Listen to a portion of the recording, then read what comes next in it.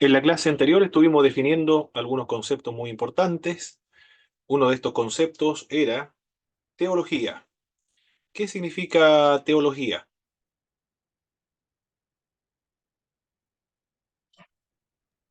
Teología, la interpretación, Es un discurso razonando con respecto a Dios. Esa es la definición de teología. Cualquier como persona buscar, que reflexione, que piense de Dios, está haciendo teología. Hay teologías formales, teologías informales, teologías profesionales y teologías de aficionados también, buenas y malas. Hay teologías de distintas religiones, teologías evangélicas, protestantes, ortodoxas, católicas romanas. Toda persona hace teología, no hay ninguna persona en el mundo que no haga teología. Y teología es eso, un discurso razonando con respecto a Dios. Él está compuesto de dos palabras, teo, Dios, y logos, palabra. También definimos conceptos como doctrina, son las verdades enseñadas en la Sagrada Escritura, tal cual como están registradas allí, como Dios las reveló. También vimos el término dogma, que es la declaración del hombre con respecto a una verdad expresada en un credo. Y también en esa clase vimos las características de la teología evangélica conservadora. Es bíblica, es práctica, se expresa en términos contemporáneos y también dialoga con otras disciplinas, con otras ciencias como son la filosofía, la sociología, la antropología, entre otras ciencias. Dialoga nada más, no es que se someta o que tenga autoridades o tenga estas disciplinas como autoridades. Y lo que no alcanzamos a ver, pero sin embargo respondieron en sus tareas, fue los 5 puntos del calvinismo. Ahí estuvimos viendo también en esa clase que lo fundamental, la distinción más fundamental o más importante entre el calvinismo y el arminianismo, dijimos que fue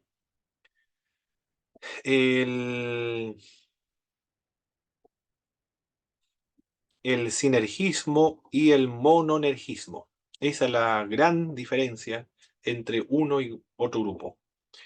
El mononergismo es el obrar solo de uno. El sinergismo es la obra de ambos, de dos. El calvinismo es mononergismo, el arminianismo es sinergista. También lo que respondieron en sus tareas, aparte de los 5 puntos del calvinismo, lo que distingue o de qué se trata la teología liberal. El mayor énfasis o distintivo del liberalismo teológico es adaptar a la fe a la cultura moderna. Eso es lo distintivo del liberalismo teológico. También rechaza la fe que se fundamenta en las Sagradas Escrituras, abandona las doctrinas fundamentales del cristianismo. Por ejemplo, la Biblia, según lo que dice el liberalismo teológico, no es un libro inspirado divinamente. Se puede buscar a Dios dentro de uno mismo. Recalca la inmanencia de Dios. La salvación consiste en mejorar moralmente nada más. La Biblia es un libro producto de la reflexión solamente de los seres humanos, pero no es producto de la revelación. También respondieron en sus libros o en sus tareas lo que indicaba nuestro libro con el cual estamos trabajando. Karl Barth, un, un teólogo muy importante del siglo XX, él decía que la Biblia llega a ser palabra de Dios cuando Dios habla por medio de ella. También dice Carbar, la Biblia comete errores, el lenguaje de la Biblia es metafórico y también es alegórico. El fundamentalismo teológico indica o tiene su principal eh, fuerza o énfasis en la infalibilidad de las Sagradas Escrituras. También la doctrina de la Trinidad es muy importante para el fundamentalismo teológico. El nacimiento virginal del Señor Jesucristo, la divinidad de Jesucristo, la muerte expiatoria de Jesucristo, la resurrección, la ascensión de Cristo, la caída del hombre, el pecado original, la salvación por la fe, la segunda venida de Cristo. Y aquí el fundamentalismo con respecto a la segunda venida de Cristo dice que es premilenial, es decir, adopta el punto de vista premilenialista. Y la vida eterna también por medio de Cristo, el eterno castigo de los impíos. Todos los evangélicos están de acuerdo con respecto a esto, pero sin embargo hay un punto dentro del mundo protestante que no todos son premilenialistas, algunos son amilenialistas y otros son postmilenialistas. Pero por ese tema escatológico, los fundamentalistas no lo consideran como iglesias con las cuales compartir o tener comunión. Por esa causa, el término fundamentalismo tiene una connotación negativa, porque la característica de los grupos fundamentalistas son que son separatistas, se separan de las otras iglesias, no tienen comunión con otras congregaciones que no han adscrito o no creen exactamente estos fundamentos de fe que todos los creyentes deben adoptar. También en teología son dispensacionalistas. Por lo tanto, no todos los evangélicos son dispensacionistas, gran parte sí, pero no todos. Interpreta literalmente toda la Biblia. Bueno, acá hay que explicar un poco con respecto a lo que creen los fundamentalistas. No es que no practican un hiperliteralismo, sino que es un gramático histórico el que ellos emplean para la interpretación de la Biblia. Pero fundamentalismo, sin embargo, no es lo mismo que conservadores. No es exactamente lo mismo, porque la otra característica del fundamentalismo es anti-intelectualismo. Los neoevangelicalismos o los neoevangélicos, el- ellos abandonan el espíritu reaccionario negativo, la negligencia ante la necesidad de la erudición también, la identificación con el dispensacionalismo, todo eso lo han abandonado los neoevangélicos, el rechazo absoluto de las teorías de la ciencia, la inacción ante los grandes problemas sociales y políticos. Los neoevangélicos se diferencian de, de los fundamentalistas porque abandonan aquellos aspectos negativos que corresponden a los fundamentalistas. Lo que vamos a apreciar o vamos a ver ahora en esta clase van a ser los distintos tipos de revelación, las formas de la revelación también, la teología natural, de qué se trata. Podrá usted igualmente podrá enlistar los principales pensadores que atacaron la revelación natural y también podrá responder la pregunta si el hombre puede salvarse por medio de la revelación natural y podrá responder a la pregunta por qué el hombre necesita la revelación escrita, es decir, la Biblia, y las características de la revelación especial. Eso es lo que vamos a trabajar en esta clase con la ayuda del Señor y como siempre, mis queridos hermanos, hermanas, ustedes pueden ir interrumpiendo la clase a medida que nosotros vamos avanzando, puede activar el micrófono y en preguntar o plantear su punto de vista acerca del tema que estamos tratando o aportar también de acuerdo a lo que usted ha leído en su libro de texto. No tenga problemas de interrumpir la clase y va a ser mucho mejor. Muy bien, mis queridos hermanos. Vamos a comenzar entonces con esta clase número 3 de Teología Sistemática. Sistemática uno. Todos son, lo que están presentes son todos. Este es su primer año, aunque la malla curricular es distinta. Los hermanos se van matriculando a medida que nosotros vamos dictando materias, pero coincidió en que comenzaron a estudiar Teología Sistemática uno y esta es la primera teología que ven todos los hermanos. Y la primera, Teología Sistemática uno por lo tanto tenemos una introducción general a la teología. Después viene Teología Sistemática 2 el próximo año y vamos a trabajar la doctrina de Cristo y la salvación. Pero esta es una introducción general a la teología y más o menos van a ver de qué se trata. Y conceptos que se usan permanentemente en los estudios bíblicos, como por ejemplo la revelación. ¿Alguien tiene alguna idea de lo que es revelación? Mi pastor Abner, hermana Margarita, hermana Evelyn. ¿Cuál es la idea o de qué se trata? ¿Qué significa revelación?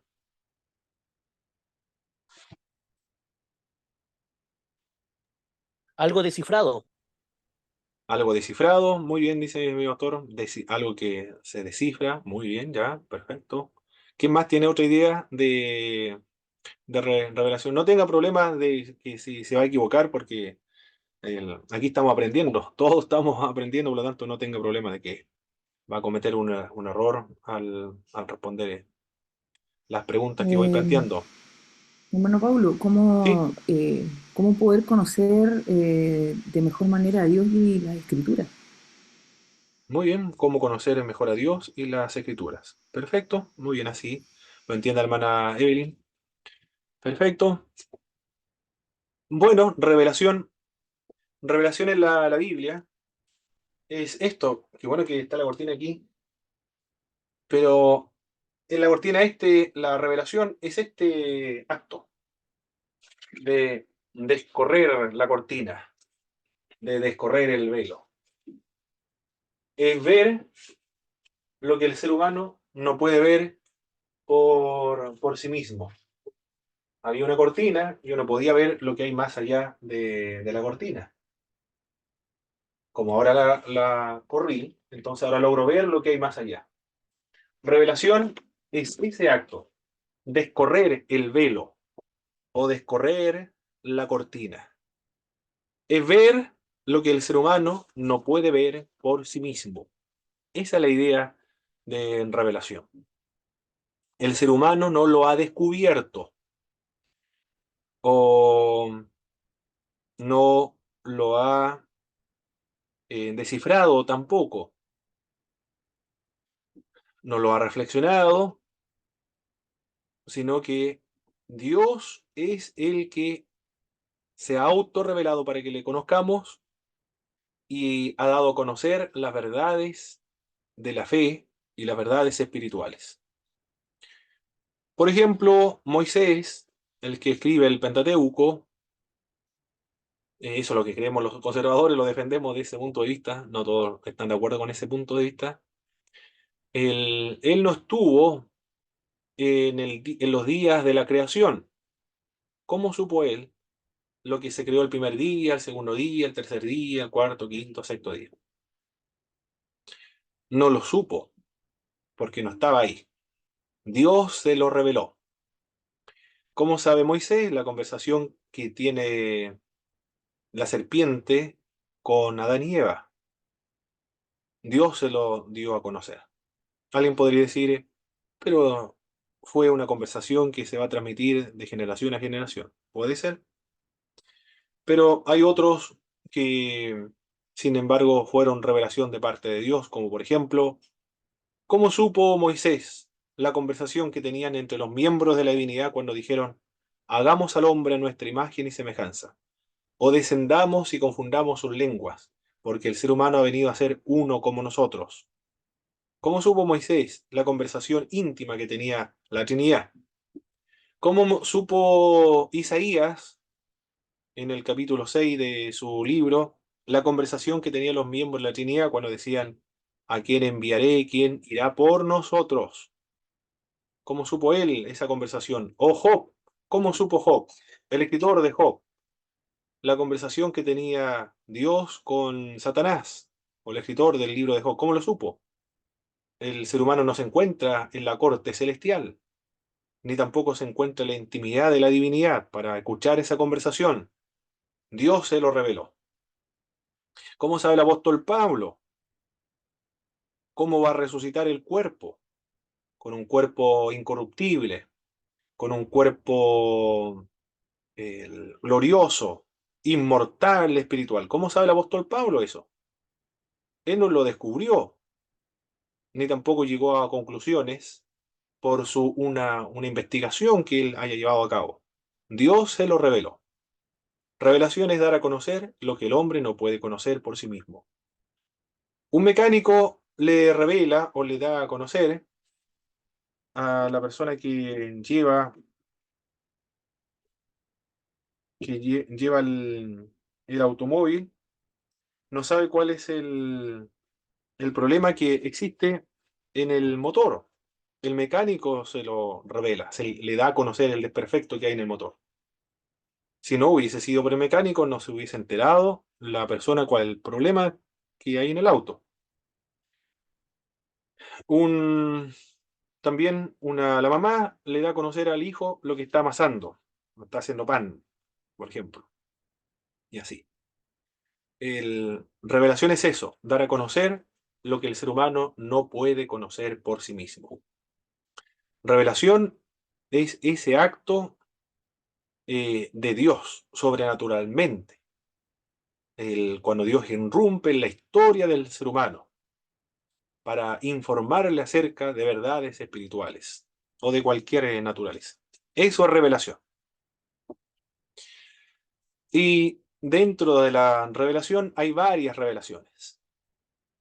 La primera revelación, en griego, el término revelación es apocalipto, es el término, o apocalipsis también, revelación. Por eso en inglés, revelación es el nombre que se le aplica al libro de Apocalipsis. Y Apocalipsis en castellano es una transliteración, ni siquiera está traducido, una transliteración. Pero eso es revelación, libro de revelación.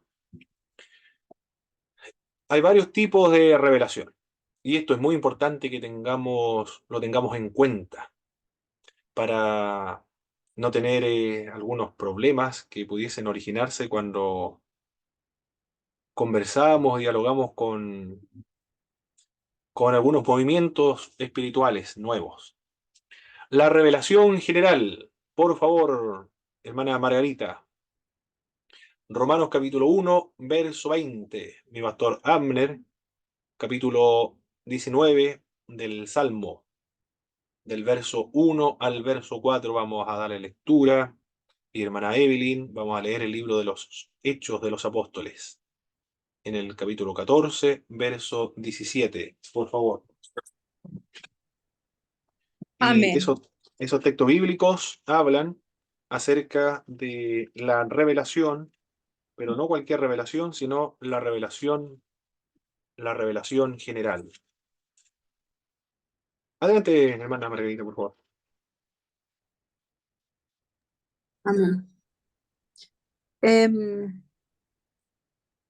Porque las cosas invisibles de Él, su eterno poder y deidad, se hacen claramente visibles desde la creación del mundo, siendo entendidas por medio de las cosas hechas, de modo que no tienen excusa. Perfecto. Bien. Lo invisible de Dios, dice el apóstol Pablo en el libro Romanos.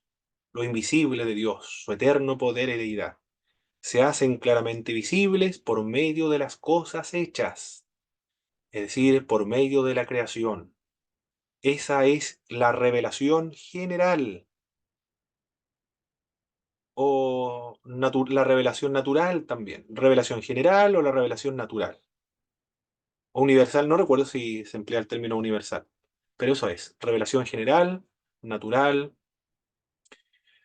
Cuando una persona ve el mundo, la creación, ve las estrellas, la luna, los montes, los ríos, eso es el resultado de la revelación de Dios. Dios se da a conocer por medio de las cosas hechas, dice el apóstol Pablo. Una persona que ve aquello debe concluir, esto no se pudo haber hecho solo. Alguien tuvo que haberlo creado, porque es demasiado grande. Y tiene una armonía, hay un diseño, hay una belleza, hay una estética, hay un orden en la creación. No hay un desorden, un caos. Hay alguien que le estableció límites y lo ha regulado. Le ha dado color, belleza, estética, diseño, simetría. Hay leyes que han sido establecidas a la creación. Por lo tanto, Alguien tuvo que haberlo creado esto. A eso se refiere la revelación general. Llegar a concluir la existencia y conocer a Dios al interpretar y al ver la creación. Salmo capítulo 19, verso 1 al 4, por favor, mi pastor Amner.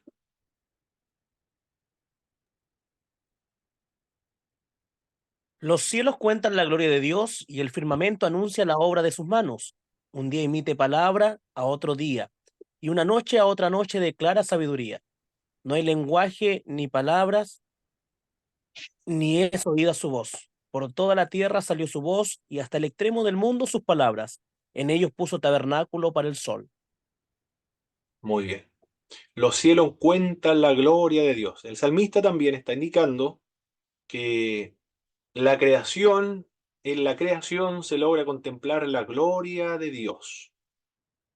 Es decir, se concluye que lo que existe, la creación, el universo, el mundo, es resultado o es producto de la obra y de la acción de Dios. Ha sido causado por Dios. Allí ve el salmista ve la gloria de Dios. Ve a un Dios que es poderosísimo, omnipotente y es infinitamente sabio al contemplar los cielos, las estrellas, la luna, el sol. ¿Y qué más puede concluir usted, mis hermanos, cuando ve la creación, los ríos, por ejemplo? Es un artista, es un escultor, es un pintor, pero insuperable, con una maestría extraordinaria realmente. Los mecánicos, al ver cómo funciona el mundo, quedan realmente maravillados, los científicos quedan maravillados al ver el mundo. Interpretan o llegan a la conclusión de Dios al ver la creación. Hechos capítulo 14, verso 17, por favor, hermana Evelyn. Por acá dice, si bien no se dejó a sí mismo sin testimonio, haciendo bien, dándonos lluvias del cielo y tiempos fructíferos, llenando de sustento y de alegría nuestros corazones. Muy bien. En el libro de los Hechos dice, Dios no, no se dejó sin dar testimonio de sí mismo. Es decir, Dios da testimonio de sí mismo, se da a conocer por medio de la creación, por medio de la lluvia, todo lo que realiza a favor de los seres humanos. A eso se refiere la revelación general. Dios se da a conocer por medio de las cosas hechas, por medio de la creación. ¿Se entendió, verdad, mis hermanos? Mi hermana Gisela, mi hermano Hernán, bienvenidos. Estamos viendo los tipos de revelación. La primera revelación es la revelación general, que tiene que ver con la creación. Una persona cuando ve la creación llega a la conclusión, o debería llegar a la conclusión, de que es el resultado de un poderoso, maravilloso creador. ¿Alguna pregunta hasta aquí, mis hermanos, mis hermanas? La revelación general. ¿Se quedó claro, verdad? Sí, quedó claro. Perfecto, muy bien. Muy bien, muy bien. Ahora entonces nos vamos a la revelación especial. La revelación general es lo que nosotros podemos contemplar a simple vista. Con simplemente abrir la ventana o salir de la puerta, vemos las montañas, los árboles, los ríos, los cielos, las nubes, todo eso lo vemos. Y si una persona comienza a reflexionar acerca de quién fue el que causó todo aquello, debería llegar a la revelación, al conocimiento de Dios. Pero no es suficiente. Se requiere otra revelación para conocer más a Dios todavía. Y esa revelación es la especial. Ahora Dios no solo se da a conocer por medio de la creación, porque es muy vaga la revelación general. Y no es tan concreta, tan específica. No es una acción directa de parte de Dios, como sí lo es la revelación especial. Aquí Dios directamente, personalmente, se autorrevela, se da a conocer a sí mismo a las personas en su trato especial y directo ahora, ya no de una manera distanciada como la creación. El hombre podría concluir esto, alguien lo pudo haber creado. Pero en cambio la revelación especial ahora, Dios se da a conocer, se autorrevela. Esto es extraordinario, es maravilloso porque le dice a Moisés, Moisés, Moisés, y comienza a escribir en los primeros libros de la Biblia, quítate la sandalia de los pies, porque el lugar que pisas, tierra santa es. Yo soy el Dios de tus padres, que de Abraham, de Isaac y de Jacob. Y se da a conocer, impresionante, por medio de la zarza ardiente. Él se revela y se da a conocer en una zarza ardiente. Te he constituido para que vayas a liberar a mi pueblo de la casa del faraón. Dios llamó a Abraham de Ur de los Caldeos y le dijo, vete de tu tierra directamente, personalmente. Vete de tu tierra, de tu parentela, a la tierra que yo te mostraré. Haré de ti una gran nación, y por medio de ti serán benditos todas las naciones de la tierra. Y hace un pacto con Abraham, pero es una conversación directa, directa con Dios. A eso se refiere la revelación especial, cuando Dios interviene directamente en su trato con el hombre. Dentro de la revelación especial hay una subdivisión, la revelación escritural y la revelación encarnacional. Mi hermana Gisela, por favor, según a Timoteo capítulo 3, versos 16 al 17. Mi hermano Hernán, por favor, segunda de Pedro capítulo 1, verso 21. La revelación escritural es el registro por escrito, porque se puede registrar de otra manera o no. Registro por escrito, solamente parece que sí, registro, claro, hay otro tipo de registro de fotografía, por ejemplo, puede ser. Registro escrito, está bien. La escritura es el registro escrito de la revelación de Dios. Dios se dio a conocer a un pueblo, a personas y a un pueblo, y esa acción o esa intervención directa de Dios en las personas y en el pueblo quedó registrada en un libro. Ese registro de la revelación de Dios se le denomina la revelación escritural. Por favor, mi hermana Gisela, Timoteo. Amén. Toda escritura es inspirada por Dios y útil para enseñar, para redarguir, para corregir, para instruir en justicia, a fin de que el hombre de Dios sea eternamente apto, bien pertrechado para toda buena obra. Amén. Muy bien. Toda la escritura es inspirada por Dios. La idea de la inspiración es una colaboración divina y humana.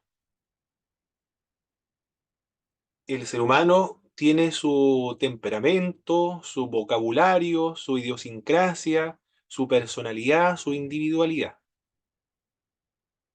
Pero al mismo tiempo, Dios utiliza esas características de la personalidad para dirigir, guiar, controlar, supervisar, no solo los pensamientos, sino los conceptos y las mismas palabras que Él quiere que quede registrado, pero sin anular su personalidad.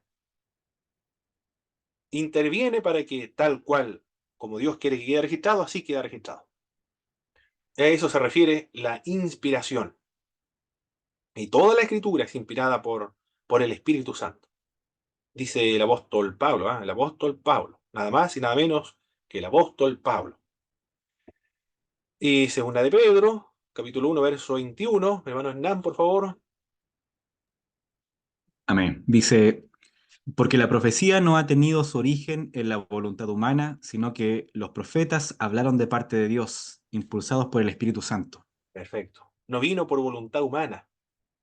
Por lo tanto, la revelación no es el resultado de la iluminación, de la reflexión, de la inteligencia o el discernimiento de los hebreos, sino que es el resultado, el producto de la acción, la intervención, la obra del Espíritu de Dios sobre los escritores. Es, esa es la revelación escritural.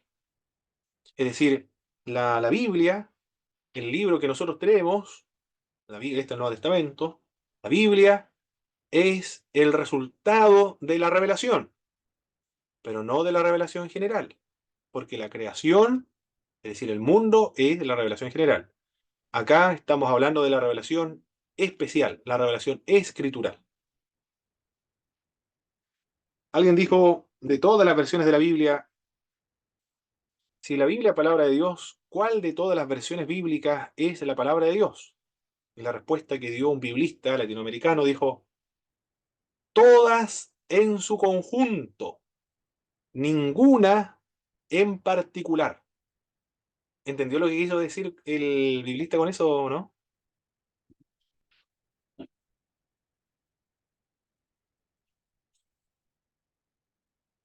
Todas las versiones en su conjunto son la palabra de Dios, pero ninguna de ellas en particular es palabra de Dios. Porque son traducciones solamente. Son testigos de la Biblia. Y como son traducciones, se pierde cuando se traduce de un idioma a los otros. Pero la escritura es revelación escritural. Otro tipo de revelación, la revelación encarnacional. Juan, ¿quién más llegó aquí? Quiero ver. ¿Cuántos hay? Ah, ok, no hay nadie más. Ya.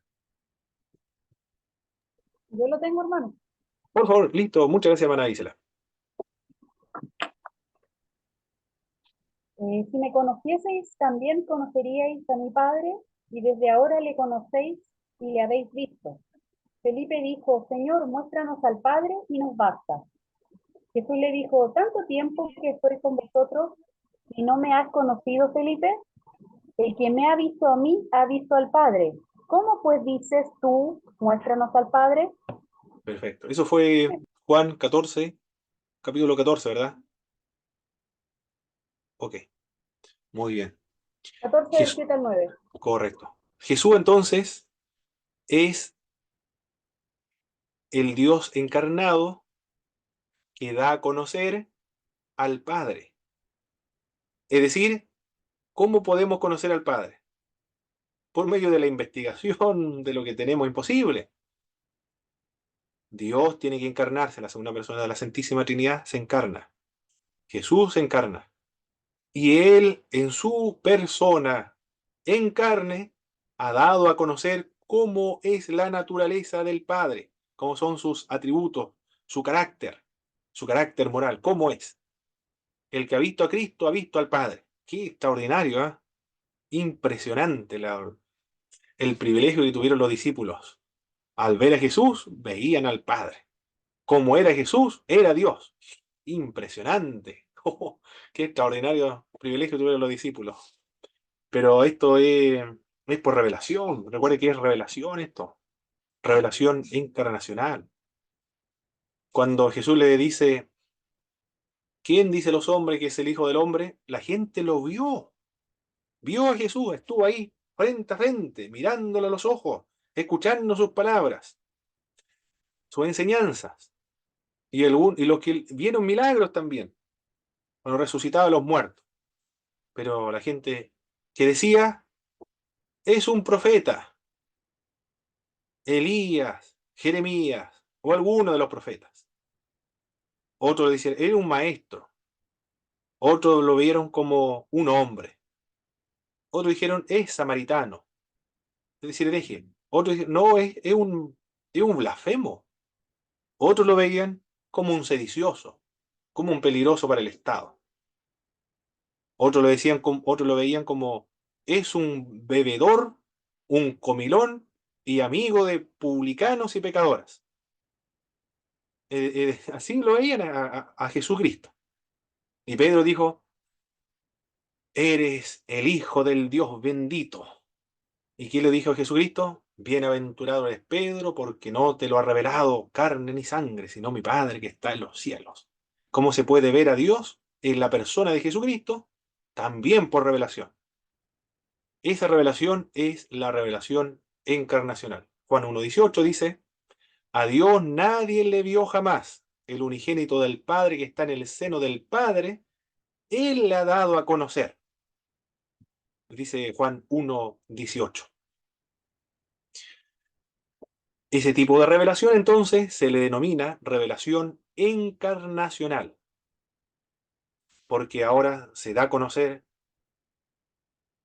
Dios por medio de la creación y después por medio de la escritura, y ahí no es suficiente.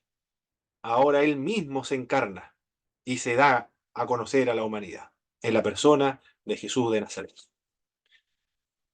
No es la única revelación que existe. La otra revelación es la revelación continua en la iglesia.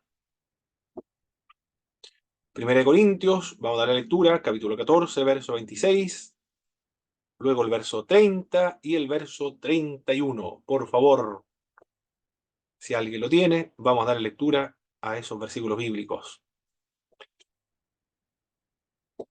Amén, yo los tengo. Gracias, hermano Hernán. 1 Corintios 14, 26 dice, ¿qué concluimos, hermanos? Que cuando se reúnan, cada uno puede tener un himno, una enseñanza, una revelación, un mensaje en lenguas o una interpretación. Todo esto debe hacerse para la edificación de la iglesia. 30, Y 31 igual, por si, favor, hermano. si alguien que está sentado recibe una revelación, el que esté hablando ceda la palabra. Así todos pueden profetizar por turno, para que todos reciban instrucción y aliento. Perfecto. En el 26 dice, si alguno tiene revelación, Egei Apocalipsin, tiene revelación. ¿A qué revelación se refiere? No se refiere a la revelación general. ¿Se refiere a la revelación escritural? Tampoco se refiere a la revelación general.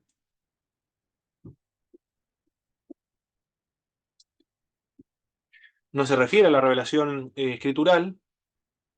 Se refiere a la revelación encarnacional, no, porque Cristo solamente es la revelación encarnacional.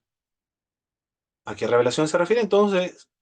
Que recibe un miembro de la iglesia cuando están en una asamblea congregados, que ¿cómo se le denomina esa revelación?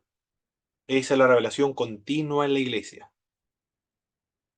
Y el 14:30 decía en Corintios, ¿tiene alguna revelación o recibe revelación?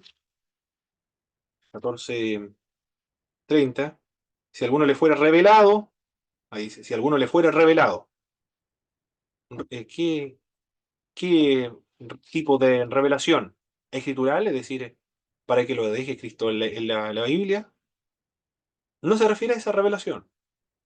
A la encarnacional no, porque Cristo es la revelación encarnacional. La general tampoco, porque solamente basta con mirar el cielo, la creación, y uno ve la revelación ahí, general. Esta es una revelación que no está contemplada en la Biblia. Es personal, es muy puntual, es contextual y temporal. Aquí estoy empleando palabras para tratar de definirla y diferenciarla de las otras, para que se entienda, mis hermanos. Y tampoco es una revelación continua como lo enseñan los mormones, porque aquí tengo un libro, artículo de fe, de la iglesia, ¿cómo se llaman? Los santos de los últimos días, Iglesia de Jesucristo de los santos de los últimos días, los artículos de fe. Esto lo compré en la Feria de las Pulgas, costó como 1.500 pesos, 2.500 pesos por ahí. Y hablaba acerca de los mormones. de los artículos de fe de los mormones. Y para asegurarme de que realmente es lo mismo que creen los mormones, entonces le pregunté a los mormones en la calle, le dije, me compré un libro que habla acerca de los estudios de los artículos de fe. ¿Es lo que creen los mormones o ha sufrido modificación hasta ahora? No, no, dijo, eso lo escribieron los apóstoles y, y eso, como lo escribió los apóstoles, no se puede modificar porque es inmejorable, no se puede, es como una especie de infalibilidad, parece lo que quisieron decir. Es decir, tengo acá todo lo que creen realmente los mormones en los artículos de fe. Y hablan ellos también de la revelación continua, pero no me refiero a esa revelación continua. Me refiero a la revelación continua evangélica, no mormona. Aquí hay que explicarlo muy bien porque no nos pueden acusar de ser mormón. Es la revelación continua en la iglesia. ¿A qué se refiere la revelación continua? Es puntual, personal, temporal, que no está contemplada dentro de las escrituras, como por ejemplo, hay que poner ejemplo acá.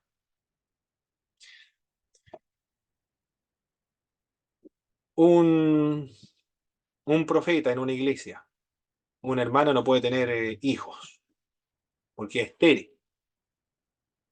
Y un profeta le dice al Señor, le dice, así dice el Señor, el próximo año, en octubre, el Señor te dará doble bendición. Y justamente en octubre del otro año, del año siguiente, nacieron mellizos. 2 hijos tuvieron. A la que no podía tener hijos, 2 hijos. Pero se lo había profetizado una hermana de la iglesia, que tiene el don de la profecía. ¿Cómo supo qué tipo de revelación es esa? ¿Cómo se le denomina esa revelación? No es la revelación general, no es la revelación escritural, porque lo que dijo la hermana no va a ser incluida al texto sagrado, no va a ser agregado al canon sagrado. Tampoco es la encarnacional, porque Cristo es la revelación encarnacional. ¿Cómo se le denomina entonces ese tipo de revelación que recibió la hermana en la iglesia? Esa es la revelación continua en la iglesia. ¿Para qué Dios Pablo, le... Sí, hermana Gisela, perdón que lo interrumpa, eso podría adelante, ser por como, favor. gracias, esto podría ser entonces como la profecía cuando en las iglesias se levanta un profeta. O sea, yo sé que se llama Exactamente. continuo porque usted ya lo está explicando, pero uno lo conoce comúnmente como la profecía, no la profeta mayor, la palabra.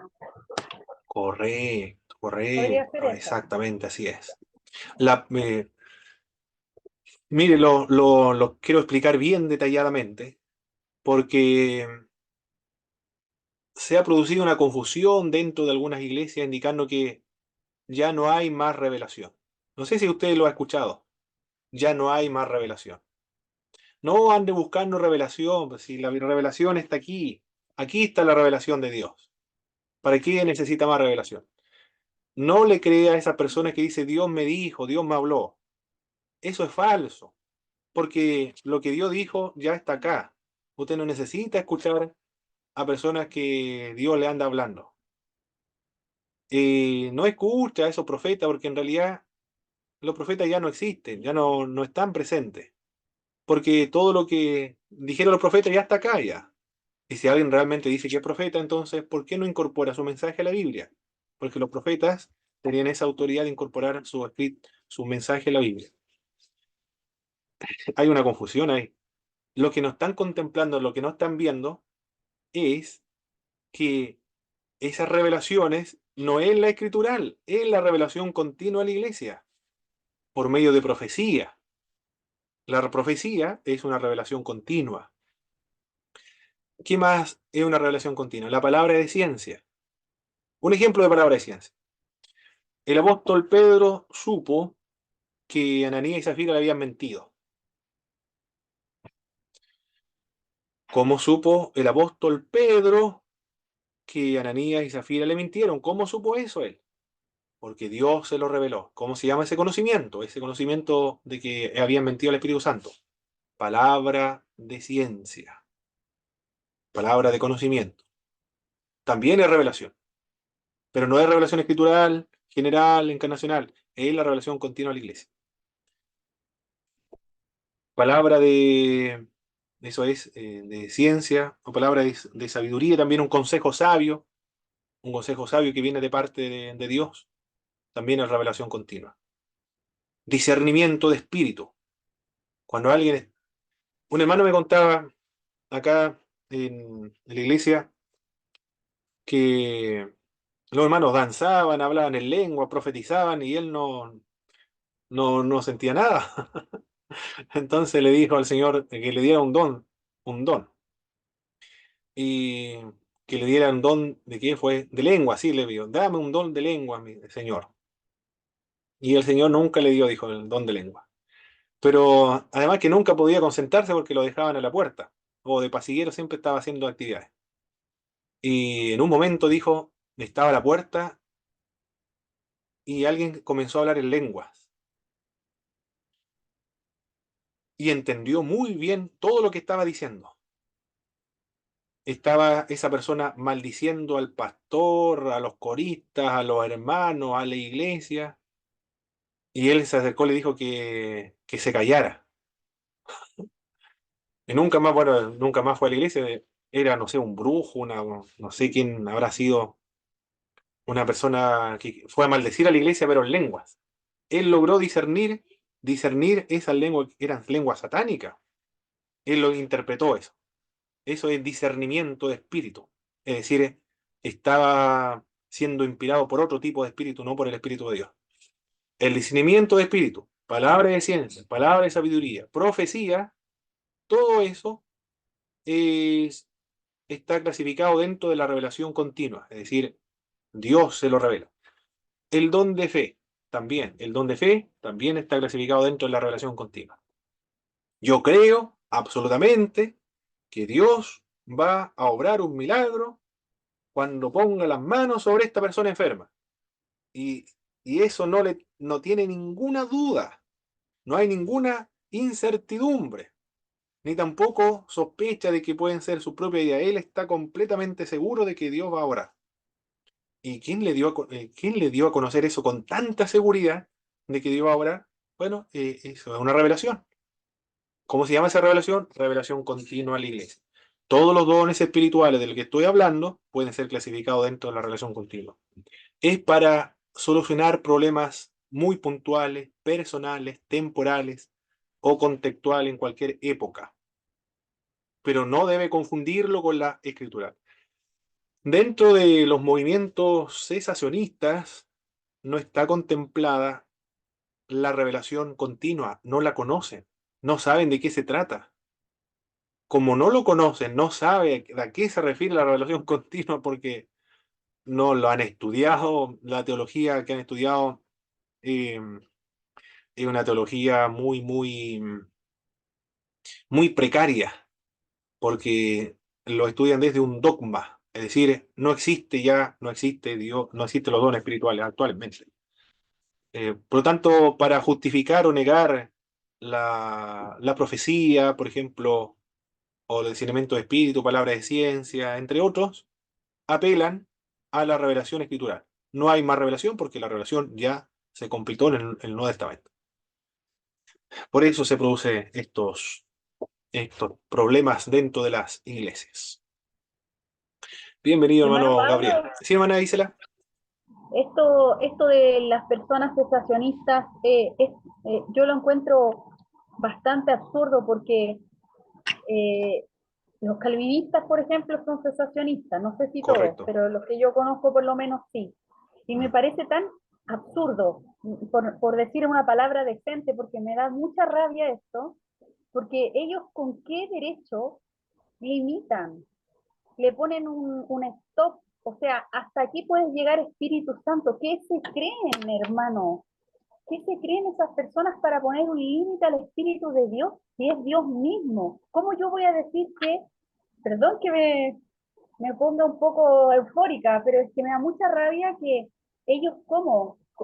¿Qué autoridad? ¿Quién les dio esa autoridad para ponerle límite a Dios?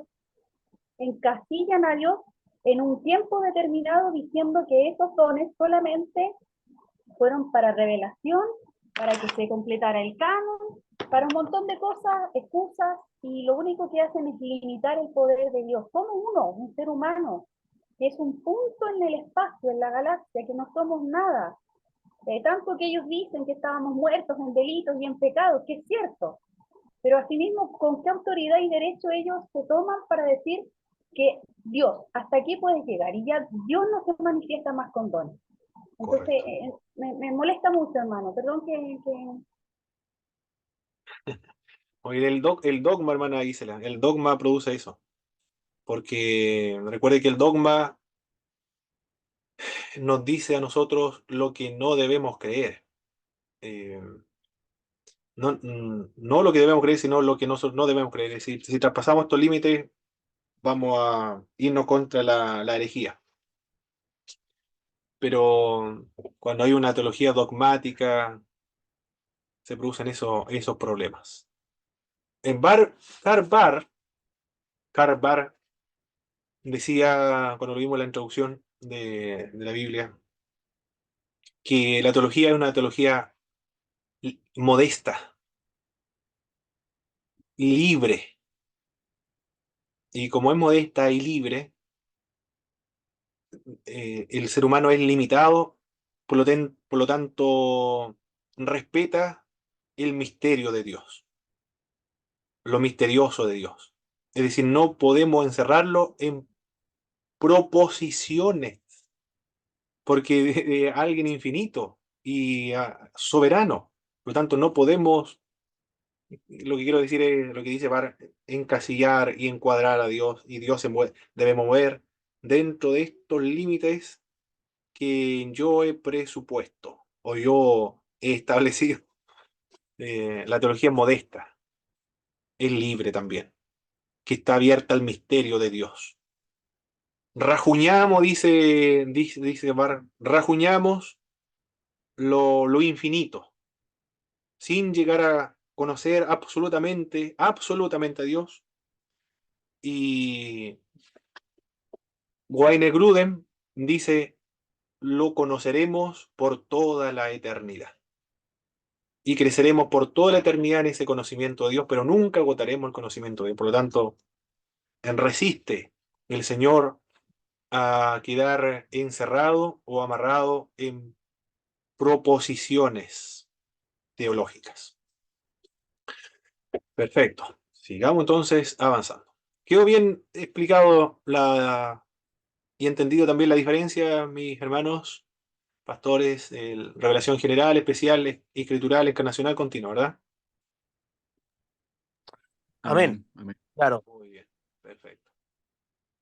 Muy bien, qué bueno. Qué bueno. En griego el vocablo es apocalipto o apocalipsis. En corintio es apocalipsin, apocalipte. Están conjugados. Bien, continuemos entonces con la revelación. Dios se revela a la creación. Estamos trabajando con la revelación general o natural. Los textos bíblicos ya lo leímos, Romanos 1:20, lo invisible de Dios, su eterno poder y deidad se hacen claramente visibles por las cosas hechas. Salmo 19, los cielos cuentan la gloria de Dios. Hechos 14:17, Dios ha dado a conocer. Esos son los textos bíblicos, Dios se revela a la creación. La otra forma que toma la revelación general es en la constitución del ser humano. Cuando nos vemos a nosotros mismos, podemos ver a Dios y concluir que Dios es una persona. Porque recuerde, nosotros somos imagen y semejanza de Dios. Por lo tanto, al reflexionar sobre nosotros mismos, podemos llegar a una idea, no el conocimiento de Dios, porque el conocimiento de Dios por la revelación especial, pero alguna idea de Dios. Podemos conocer algo de Dios cuando nos vemos y nos investigamos, cuando reflexionamos sobre nosotros mismos. Una persona, entonces, la característica de las personas es la libertad, la voluntad, la inteligencia. Inteligencia o razón, con la conciencia de sí mismo, la voluntad, la libertad son las características de una persona. Las emociones. Pero no solamente eso, también concluimos que Dios, aparte de ser una persona, tiene intelecto, voluntad y sensibilidad, es un ser moral. Esa es la conclusión a la cual llegamos. Dios es un ser moral. Es el estándar del comportamiento ético de todo ser humano en la Tierra. Es el presupuesto de toda conducta humana. Es el legislador universal que ha puesto dentro del ser humano la conciencia, la ley moral. Qué extraordinario esto, ¿eh? Porque nadie nos dice a nosotros esto está bueno y esto lo malo, porque lo sabemos desde muy pequeño.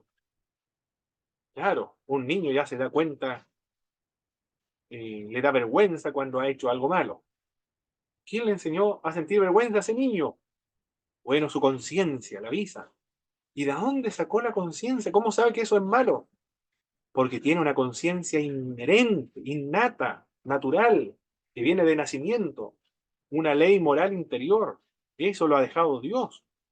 Si existen leyes morales, porque debe haber un legislador entonces que en algún momento se le va a rendir cuenta. Entonces, cuando reflexionamos sobre nosotros mismos, concluimos que ese Dios es un ser moral. También demuestra que es un ser religioso. Y esto está demostrado en todas las culturas.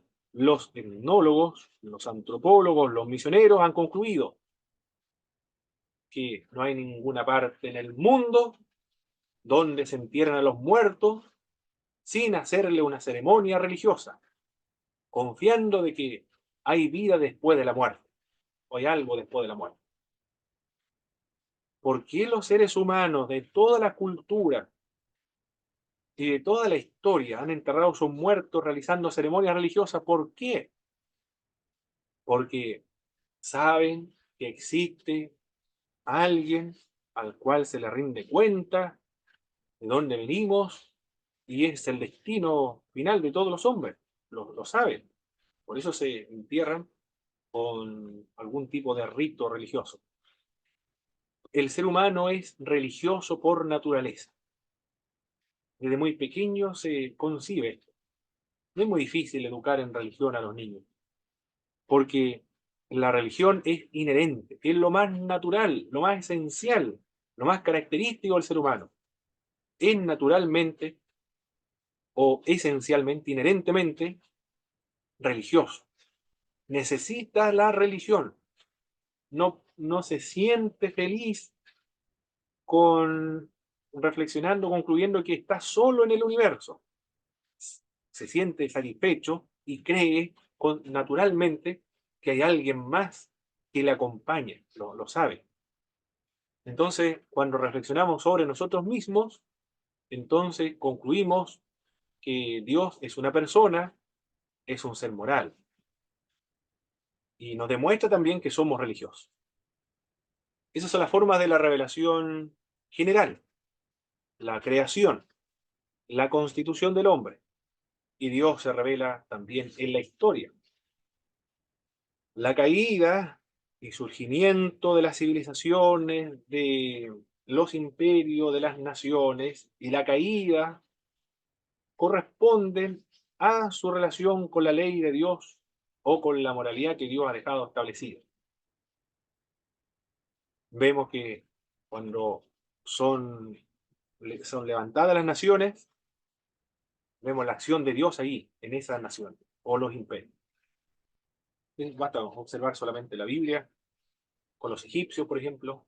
Dios utiliza a los asirios, utiliza a los babilonios, utiliza a los medos persas, utiliza luego a los griegos, utiliza luego a los romanos, para que venga el Señor Jesucristo en ese imperio. Y así, todos los que son profesores de historia, al ver la historia, pueden ver la providencia de Dios en la historia. Dios le pone límite a la maldad del ser humano, no puede ir o traspasar o desbordar la maldad, porque Dios le pone límites a la maldad del ser humano. En la historia se puede contemplar aquello. Por lo tanto, la historia igual revela algo de Dios. Bien, podemos seguir mencionando, pero con esos tres ya basta. Está bien la forma de la revelación general. la creación, la constitución del hombre, y en la historia se puede concluir de que Dios es el creador, ha creado al ser humano, e interviene, guía y controla la historia de la humanidad. Esas son las tres formas entonces que toma la revelación general. Aquí tenemos a Tomás de Aquino, el Aquinante, creo que le denomina Aquinante, o de Aquino. Cuenta una anécdota de Tomás de Aquino. Él era un monje. Los monjes se supone que son personas consagradas, devotas, piadosos, que ayunan bastante, pero Tomás de Aquino parece que se dedicó solamente a los estudios porque tenía problemas con la obesidad. Y, y él trabajaba en, no me acuerdo cómo lo decía el profesor que estaba hablando de Tomás de Aquino, era un profesor de filosofía. Cuando él murió, no lo pudieron sacar en un segundo piso de un castillo, parece que fue, o de alguna casa grande. Pero no lo pudieron bajar por la escalera, al primer piso, porque era demasiado grande. No lo pudieron, era muy inmenso su cuerpo, un difunto, imagínense. No lo pudieron sacar por la escalera, tuvieron que sacarlo, descolgarlo por la ventana, porque era un cuerpo extraordinariamente inmenso. Bueno, eso era Tomás de Aquino era realmente impresionante, ¿eh? Un teólogo, pero magistral dentro de la Iglesia Católica Romana. Es el doctor y el teólogo más importante dentro del catolicismo romano. Aquí en Chile estaban vendiendo los libros de Tomás de Aquino en, no me acuerdo si era en Villas del Mar o por ahí, o por Rancagua, por ahí, o la Serena, no recuerdo dónde lo vendían. Todos los libros de Tomás de Aquino, 600.000 pesos, todos los libros de la Summa Teológica, libros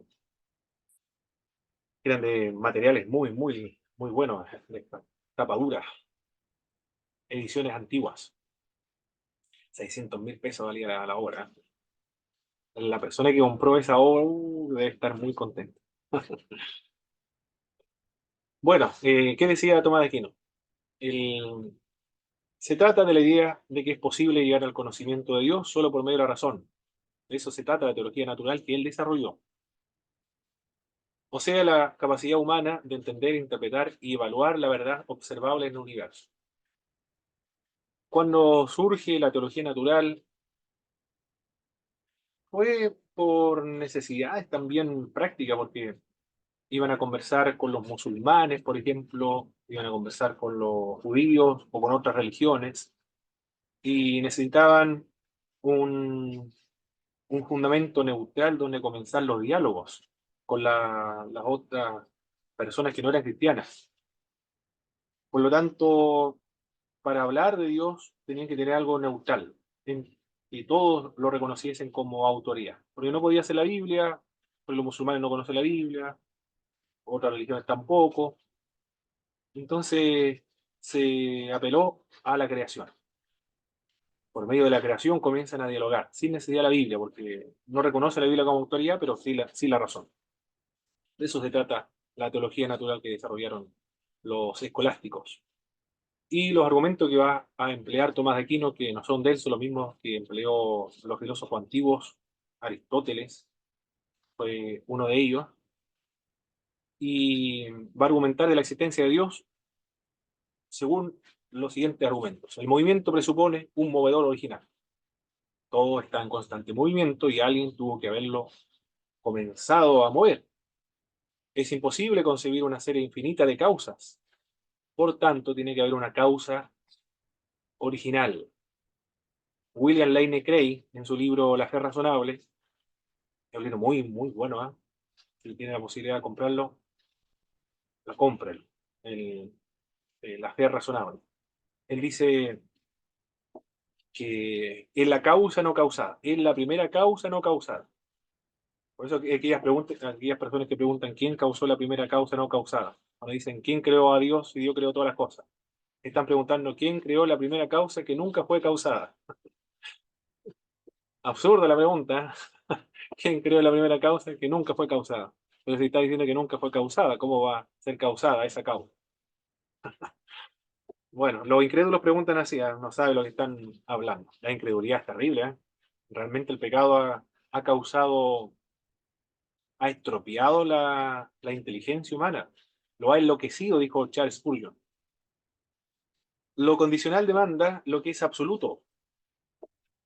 Claro, el ser humano es condicional. Debe haber algo absoluto entonces, que del cual dependa. Lo que es perfecto implica lo que es perfecto como su norma. Dios es lo más perfecto que existe. Por lo tanto, de acuerdo a esa norma, podemos definir qué es lo que es perfecto. Empleó el argumento teleológico también. ¿A qué se refiere el argumento teleológico? Teleo de propósito o meta o fin. Eh, el mundo tiene una meta, tiene un fin, tiene un propósito.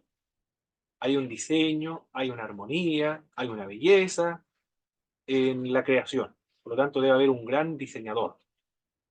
Alguien que lo creó, lo diseñó y lo ordenó también. Y la creación tiene un propósito. De eso se trata el argumento teleológico. Cualquier cosa que es capaz de dejar de existir, dijo Tomás de Aquino, no es autosuficiente, no tiene su origen en sí mismo. Nosotros somos seres contingentes, porque dejamos de existir. No siempre hemos existido. Por lo tanto, no tenemos existencia nosotros mismos. No Hermano somos Pablo, autosuficientes. ¿Sí, mi hermano Gabriel? disculpe, ¿en qué se basaba el argumento teológico? En el fin, el propósito o la meta. Teleo ¿El fin? es meta o fin o propósito. Hay un propósito en la creación. A eso se refiere. Y si nosotros no siempre hemos existido y después dejamos de existir, no somos autosuficientes entonces. No existimos en nosotros mismos.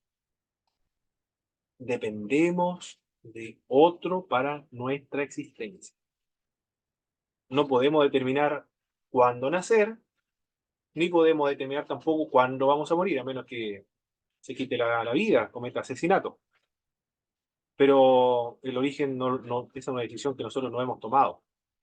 Por lo tanto, no tenemos existencia nosotros mismos. Por lo tanto, somos seres contingentes. Un árbol también no tiene la decisión de comenzar a existir. Depende de alguien más para su subsistencia. Debe haber entonces alguien necesario. Nosotros somos contingentes y toda la creación es contingente. Demanda entonces un ser necesario, en el cual todo subsiste y que debe ser autosuficiente o que tenga existencia en sí mismo y que no dependa de nadie más para su existencia y su subsistencia.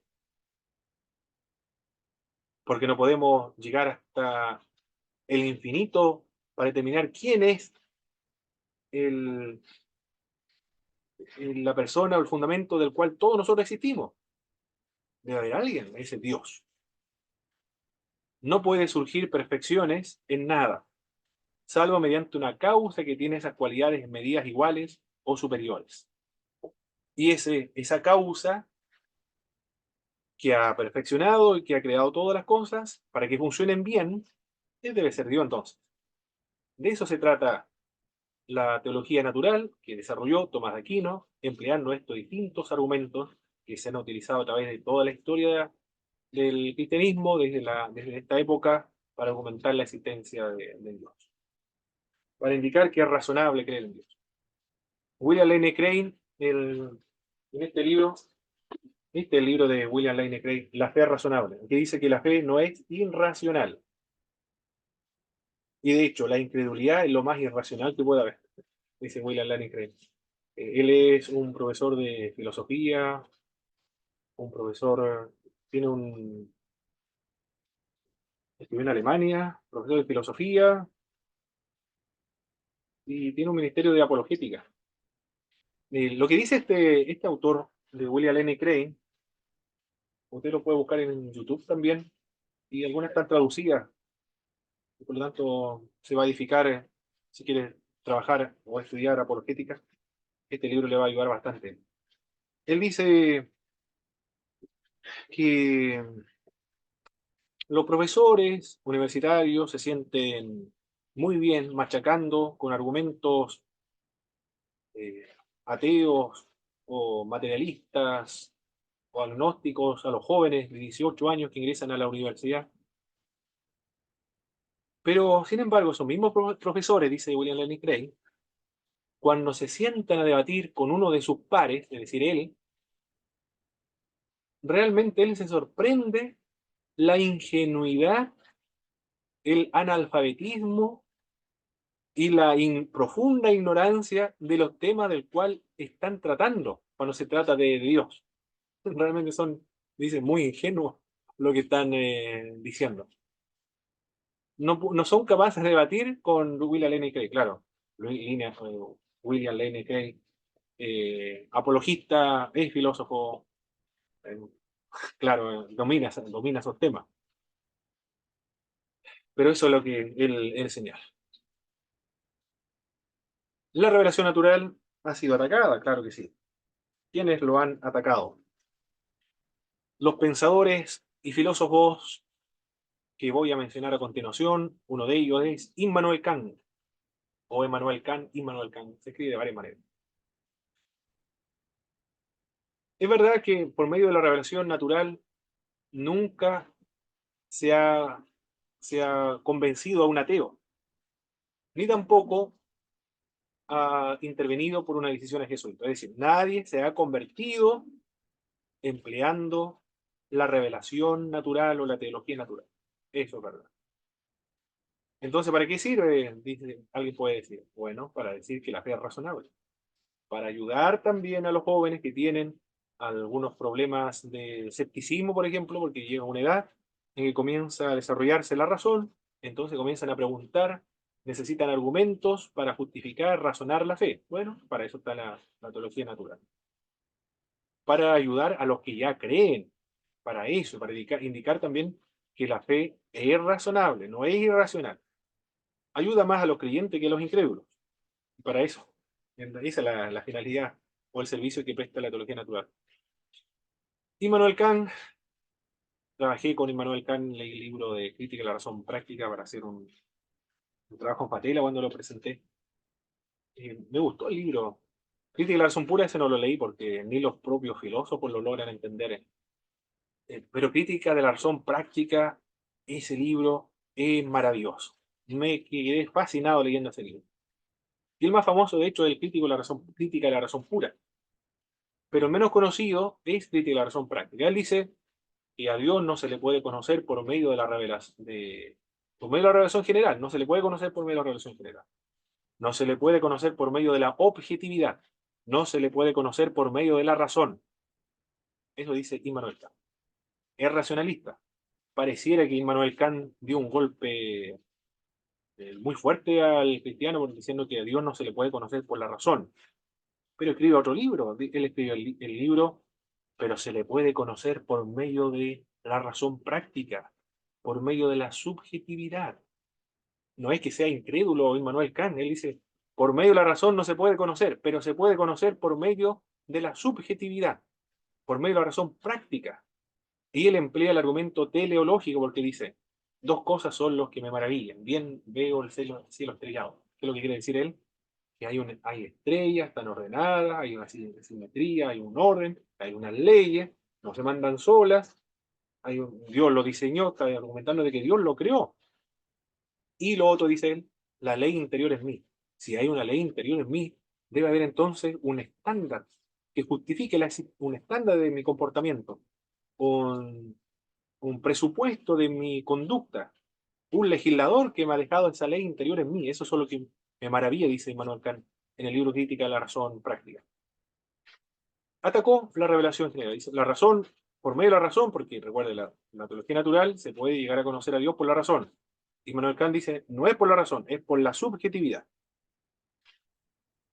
También Friedrich Schleiermacher, el que está al lado de David Hume, él dijo, por medio de la objetividad, por medio de la razón, no se puede conocer a Dios.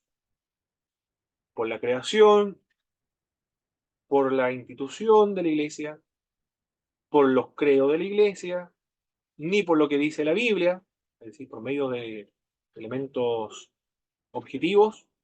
Mire lo que dijo, ni siquiera por medio de la Biblia se puede conocer a Dios. No son la autoridad estos elementos de fe. Yo no baso mi fe ni mi religión en la Biblia, ni en lo que diga el cura, bueno, él era protestante, lo que diga el reverendo o el pastor, o lo que digan los concilios, lo que diga los artículos de fe. Mi autoridad para mí, dijo Friedrich Schleiermacher, es mi sentimiento, mi experiencia en este encuentro con Dios. Lo que yo siento, la experiencia con Dios, esa es la base de mi autoridad para la religión, decía él. No sé qué opinas respecto a eso, a lo que decía Friedrich Schleiermacher. Es muy parecido, mire, los hermanos de la iglesia dicen, el culto estuvo muy fome, no sentí nada, no hubo presencia de Dios. Y después van a otra iglesia y dice, "Guau, ahí hubo presencia de Dios, se sentía el poder de Dios". Eh, Están hablando lo mismo que Friedrich Schleiermacher, de determinar la fe en base a los sentimientos y la experiencia. También, alguien puede escuchar un sermón que habla acerca de la verdad del Evangelio.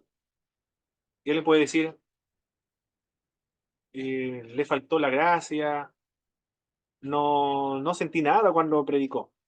Y después van a escuchar a un predicador que habla acerca ¿de qué puede ser? Ya de herejía, habla de herejía. Pero lo habla con tanta pasión, con tanta fuerza, que dice, sentí algo. Habló Dios ahí. Pero está hablando pura herejía. Ese criterio lo estableció Friedrich Schleiermacher, de los sentimientos y la experiencia como fundamento de la verdad. Es decir, la verdad en base a lo que yo experimento y lo que siento. Él es el padre del neopentecostalismo, Friedrich Schleiermacher, y de aquellos que determinan la verdad de acuerdo a los sentimientos y la experiencia. No estoy diciendo que no debe estar el elemento de la emoción en los sermones, en los cultos, en la predicación. No estoy diciendo eso, simplemente estoy diciendo lo que dijo Friedrich Schleiermacher como autoridad de fe. David Hume, ¿qué dijo David Hume? Él era un filósofo escocés, nació en Edimburgo, fue ateo, empirista. La verdad se determina por medio sí, la verdad se llega por medio de la experiencia. Es un escéptico, negador del principio de la causalidad. No hay necesidad de que haya una causa original, decía él. Está atacando a la teología natural. El hombre es bueno, de nacimiento, decía David Hume. Ahí está muy errado el hombre, está muy equivocado. Si hubiese vivido en la Segunda y la Primera Guerra Mundial, no hubiese concluido que el ser humano es bueno de nacimiento. Ahí no. O si hubiese vivido, por ejemplo, ¿a dónde? A ver, si hubiese vivido en Ucrania, ahora, tampoco hubiese llegado a esa conclusión. O si hubiese vivido en Corea, o en cualquier parte donde se tortura a los seres humanos, no hubiese llegado a esa conclusión. No, definitivamente. Él vivió en otra época. Atacó el argumento de la existencia de Dios, negó la posibilidad de los milagros. Mira, David Hume dijo, no hay milagros. De ahí podemos rastrear nosotros el sensacionismo, en los escépticos, en filósofos como David Hume, que no creían en los milagros. No hay milagro actualmente. No hay sobrenatural. Además que era ateo el hombre, el racionalista. También Bueno, eso, sí, eso es lo que dijo David. Ataque a la teología natural. Karl Barth nació en Berna, ahí tenemos una imagen de Berna. Mire qué lindo, ¿eh? Un río y las casas cerca. Es un poco parecido a Valdivia, pero no tanto, más o menos así. Berna, el 1886-1968. Karl Barth, un teólogo importantísimo y quizás el más importante, dicen algunos, del siglo XX. Su padre era un pastor reformado, profesor también de aquella ciudad. Fue ordenado en el año 1908, estudió en Berna, en Suiza, capital de Suiza. Luego se fue a Berlín, estudió en Tubinga. Mira, estos nombres van a ser familiares. Tubinga, porque de ahí salen los racionalistas, los liberales, en Tubinga. En Marburgo, bajo los principales maestros de Alemania que eran liberales. Ya entienden a qué se refiere la teología liberal, ¿verdad? Pues ya lo vimos en la primera clase y lo contestaron también en sus tareas. Harnack y Hermann, eh, profesores eminentemente catedráticos, pero eran muy racionalistas. Desempeñó el pastorado en el 1911 hasta 1921, pero la actuación desdichada del protestantismo en la Segunda Guerra Mundial lo defraudó. Él vio que la teología liberal no servía, porque apoyaron al nacionalsocialismo y frente a la violación de los derechos humanos no se opuso. Por lo tanto, él se defraudó del liberalismo teológico y él quiso volver a la ortodoxia, llegó a la neortodoxia. Dice con respecto a la revelación natural o la teología natural, la revelación es siempre y solo la revelación de Dios en Jesucristo. No hay esa revelación natural. Dios no se revela por medio de la creación, decía Barth. Se revela por medio del verbo hecho carne. Ni siquiera por la Biblia, pareciera. No existe revelación aparte de la encarnación. Para Karl Barth, solo la revelación es encarnacional. Y así es fuerte lo que dice Barth. La Biblia tampoco es producto de la revelación. En su libro Dogmática Eclesial o Dogmática de la Iglesia, señala que reconoce que aunque Jesucristo es el verbo y la luz de vida, la creación contiene muchas luces menores que muestran su gloria. Pero esas luces no son revelaciones, son luces menores. Y también dice, la Biblia contiene la palabra de Dios, pero no es la palabra de Dios, la contiene nada más. Se convierte en palabra de Dios, en revelación, cuando el Espíritu de Dios lo aplica a mi alma. Pero cuando lo aplica a mi alma es la obra del verbo encarnado, la palabra, decía Carpa. Por lo tanto, solo la revelación encarnacional es la que existe para Carpa. La importancia de Barth es que se opuso al liberalismo teológico, esa es la principal importancia de Barth. Evaluemos ahora la revelación general. ¿Puede uno salvarse por medio de la revelación natural o teología natural? No se puede salvar. En Romano dice que algunos que no tienen ley hacen lo que la ley que está escrita en sus corazones la cumplen lo hacen, de acuerdo a la ley que está en sus corazones, en el libro de Romanos. La pregunta que surge ahí es, ¿alguien puede ser salvo obedeciendo a la ley de su conciencia? En Romanos, aquí el capítulo 2, el juicio será según verdad, será un juicio justo, según las obras, según la conciencia, según el Evangelio. Los que no conocieron el Evangelio, los que no conocieron la ley, serán juzgados según la conciencia. La conciencia es la que lo regula. Aquellos que no conocieron la ley, los que no conocieron el Evangelio, se van a perder, según lo que dice el libro Romanos, se van a perder. ¿Y por qué se van a perder? Si no tuvieron la posibilidad de conocer el Evangelio ni la ley de Moisés. Se van a perder porque no conocieron a Cristo. No conocieron tampoco lo que enseñaba la ley de Moisés, la fe en Jehová. Pero se van a perder por eso se pierden, porque no tuvieron acceso a la revelación especial, la persona se salva por la revelación especial. Pero sería injusto eso. Pero aquí la Biblia dice que el juicio de Dios es justo. Y además dice, en capítulo 3, verso 10, capítulo 3, verso 23, todos se descarriaron, todos se hicieron inútiles. No hay ninguno que busque a Dios. No hay nadie que entienda, por cuanto todos pecaron y están destituidos de la gloria de Dios. Lo que dice el apóstol Pablo en Romano es que nadie, aunque no tenga ley de Moisés ni el Evangelio, pero tiene su conciencia, la ley interior, nadie ha guardado esa ley interior, nadie ha actuado absolutamente según su conciencia, porque todos somos pecadores. Se pierden porque somos pecadores, por eso. No porque no haya escuchado el Evangelio o Cristo, sino porque son pecadores, por eso. Esa es la razón. Lo que menciona Romano es los principios del juicio, no los medios de la salvación. Por lo tanto, no se puede salvarse por medio de la revelación general. La persona se salva solo por la revelación especial, por Cristo, la revelación encarnacional, por lo que enseña la Biblia, la revelación escritural.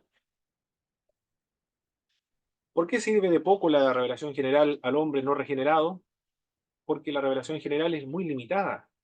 Solo enseña que Dios existe, pero no lo identifica, porque puede ser cualquier Dios que existe.